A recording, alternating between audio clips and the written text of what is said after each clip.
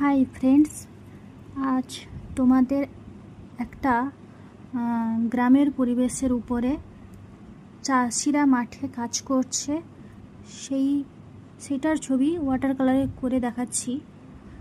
তো তোমরা দেখো, যখন আমরা জলের রং করি তখন রং থাকে 20% আর জল থাকে 80%। সুতরাং জলের পরিমাণটা বেশি থাকে। সুতরাং যখন ওয়াটার কালার করবে তখন যেন জলের পরিমাণটা বেশি থাকে। তারপর স্টেপ বাই স্টেপ সেই কালারটা করতে হবে। 3টা স্টেপে হয়। ফার্স্ট স্টেপে পুরো হালকা কালার থাকে, সেকেন্ড স্টেপে একটু বেশি, থার্ড স্টেপে একটু কম জল নিয়ে রঙটা একটু বেশি থাকে।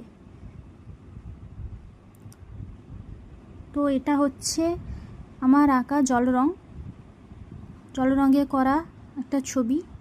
চাষিরা মাঠে কাজ করছে।